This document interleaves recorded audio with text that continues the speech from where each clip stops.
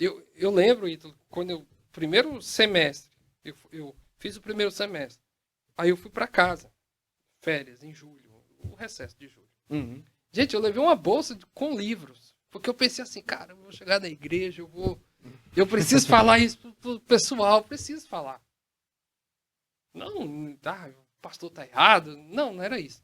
Mas, tipo, eu preciso ensinar. Isso aqui é Sede de muito transmitir. importante, cara. Aham. Isso aqui é muito importante. Sabe o que aconteceu? Eu trouxe aquele monte de livro e eu pensei assim, vou precisar.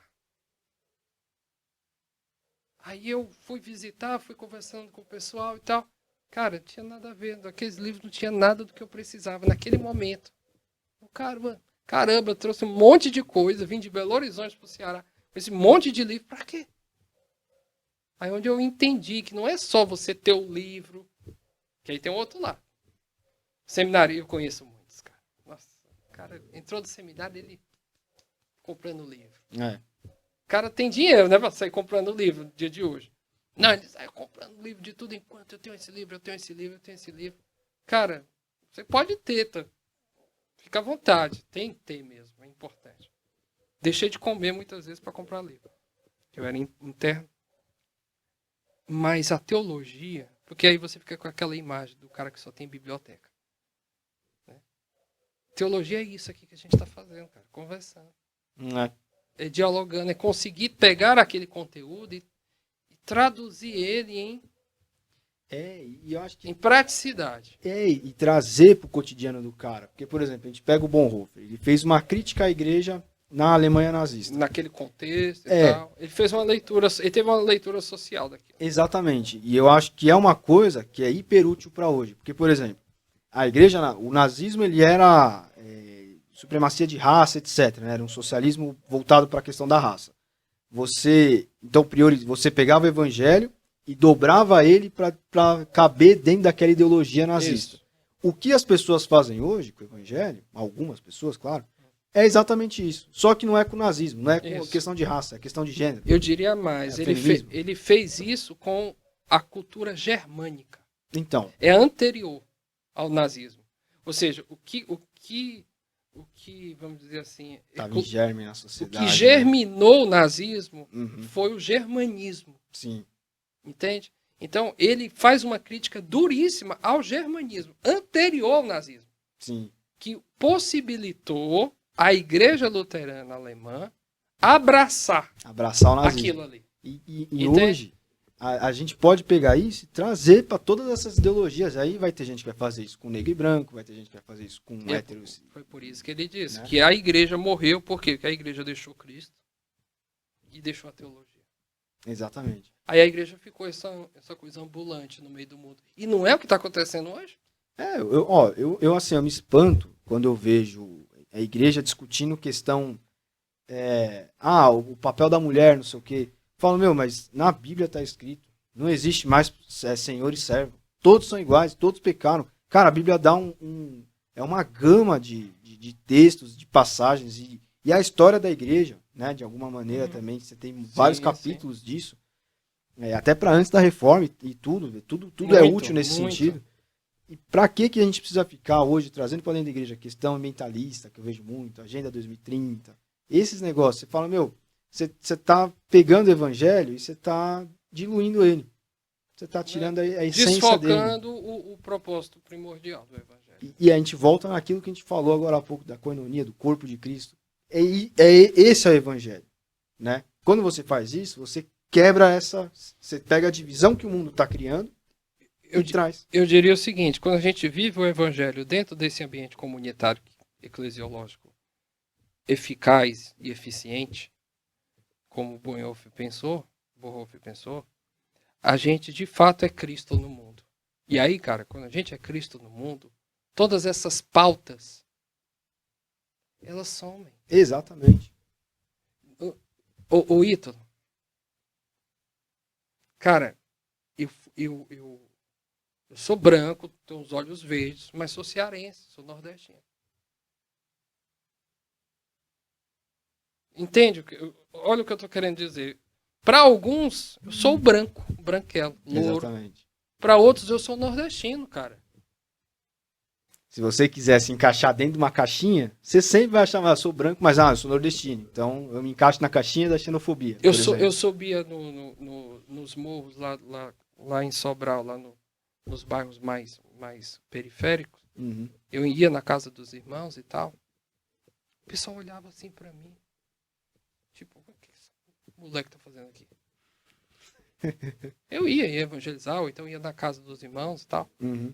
Almoçava na casa dos irmãos, final de semana. Ia porque eu ia mesmo, eu voltava em casa. Eu saía no domingo, só voltava à noite. Eu já ficava na casa dos irmãos, almoçava e tal.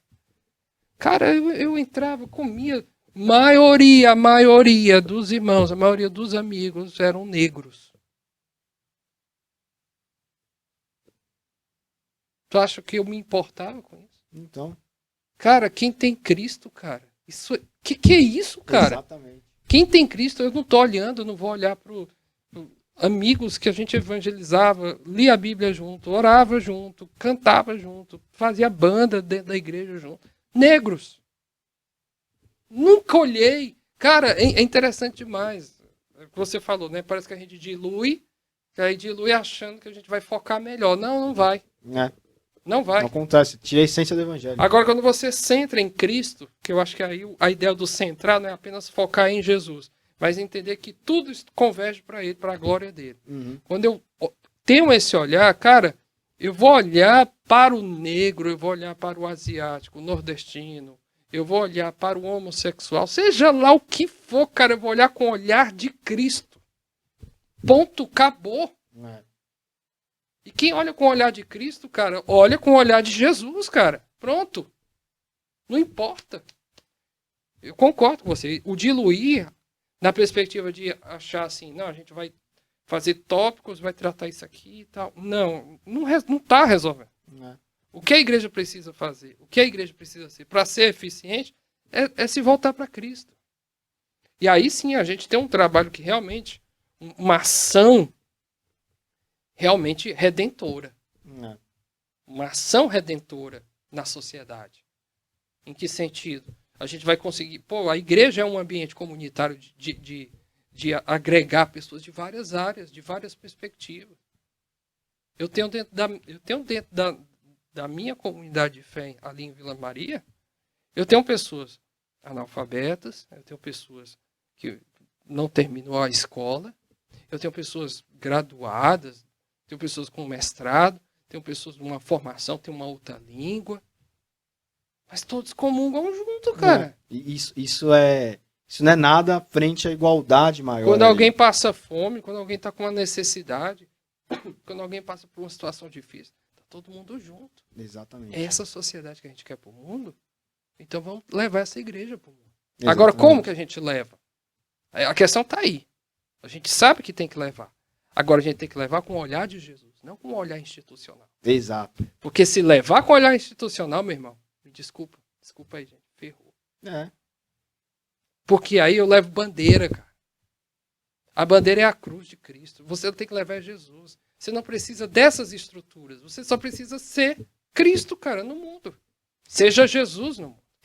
E a igreja, eu vejo que assim, a gente olha para as últimas décadas, né? Especialmente no Brasil, a igreja errou muito, porque passou uma ideia de que não, quem está na igreja está aqui em cima. Quem está no mundo está aqui. Então, isso. Vem para Cristo, mas você primeiro precisa isso, primeiro precisa aquilo, primeiro precisa aquilo outro. E, cara, é incrível como isso mata as pessoas dentro da igreja até. Porque religiosidade, os tidos como mais espirituais, se acham no direito de cobrar assim. Não, mas você não pode isso, mas você fez aquilo. Cara, eu acho que assim, olha, amigo, você e eu, a gente peca de maneiras diferentes. A sua fraqueza é uma, a minha é outra. E não me interessa qual é a sua fraqueza. Me interessa que você entenda que Jesus é mais forte que isso. E você precisa se entregar a Jesus. Então, o seu vício, seja na pornografia, seja no futebol, ou seja o homossexualismo, a prática homossexual, tudo isso pode ser vencido em Cristo. Mas eu quero que você entenda o seguinte. Eu sou igual a você. Eu não estou um patamar acima. Isso. Não sou mais espiritual. No caso da igreja, não sou mais espiritual que você. E no caso do cara do mundo, né, o cara que não é convertido, cara, Não há diferença entre eu e você. Eu tô lá dentro porque eu sou igual a você e você precisa estar lá que nem eu também preciso. Sim. É isso. Mas é isso. A igreja, quando ela se distancia de Cristo, é isso que acontece. Então, qual é o ponto mais, vamos dizer assim, aquilo que vai ser estereotipamente convencedor para os outros? É mostrar esse glamour de santidade. Eu sou santo. Então, É o discurso, é. é a aparência, é o que eu faço. E aí as pessoas ficam nisso. Isso, inclusive, é um pecado, né? Tá Orgulho. doido. Orgulho é um pecado. Orgulho, inclusive, é onde começa tudo, né? É querer ser. Aliás, é o pecado do demônio no início da. Que Né? quer ser, né? Uhum. Então, e aí Jesus vai, quebra e diz assim, né? Você que está olhando aí o cisco no olho do teu irmão, tira a trave do teu. Proporcionalmente é um cisco, uma trave. A trave era você colocar na porta para dar segurança à porta. O que é um cisco? Você nem consegue ver. Não é que não tenha pecado. Existe um pecado. Mas ele é microscópico no sentido de que ele é muito interior do outro. Ele é muito subjetivo ali. Mas é pecado. Recentemente eu trouxe uma pregação dessa na igreja. Uma explanação sobre isso. A objetividade do pecado é a subjetividade dele. E os judeus, né, os fariseus ali, eles olharam para os discípulos de Jesus e disseram, olha, seus discípulos não lavam as mãos. Como assim? Olha o que diz a lei. Não, o que diz a tradição. Não sei o quê. Aí Jesus diz, não, mas o que faz mal não é o que entra, é o que sai. E aí, se a gente colocasse numa linguagem de hoje, conforme o Joffre, mais ou menos assim, o que comer, dependendo da versão, vai dizer assim, passa pelo estômago e é eliminado, eu diria, né? Come e vai no número 2. Jesus não tinha entendimento aliás, naquele contexto, João não tinha um entendimento de o Mateus não tinha o entendimento que a gente tem hoje, que haveria micróbios, e você estaria comendo, e aí por isso que os judeus tinham o hábito de lavar as mãos, que é consenso, todo mundo lava as mãos, ainda mais agora, para comer. Mas o que Jesus está querendo dizer, que apesar de sim aquilo como regras de limpeza, ok, mas o que faz mal não é isso. Mas eles julgaram, eles queriam aquilo para poder julgar Jesus. O que eles estavam fazendo matava muito mais, né? Isso, aí Jesus disse, não, isso aí é nada. O que faz mal mesmo é o que sai. E aí ele dá uma lista do que sai do coração. E aí é onde está a subjetividade do pecado. É a prática, é as intenções. E ele vai falando, começa nos pensamentos, você começa a pensar sobre. Aí depois você parte para as intenções. Você parte para a prática. Então, é muito mais. E a igreja perdeu aí, o time da coisa. Porque a igreja, porque é mais prático. A religião tem essa coisa mais simbólica. Você está aqui todo uniformizado, pensando, bonitinho, todo mundo junto. Essa igreja é abençoada. É santa.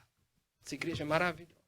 Aí você olha para um local onde um veste de um jeito, um tem um cabelo do outro jeito, o outro está ali de bermuda, o outro está de peruca, o outro está cabelo preso, o outro está com um piercing, o outro está com um alargador, tamanho de um CD na orelha. Caraca, o que é isso? Tudo pecador. As pessoas olham exatamente o lavar as mãos. E elas se perdem aí. Eu acho que essas coisas interiores. E elas não sabem da subjetividade dos seus pecados, dos pensamentos que passam na cabeça delas. Exatamente. E os pensamentos. E o olhar, aquele olhar 43 para uma pessoa. A gente fala da homossexualidade e os adultérios. Então. Exatamente.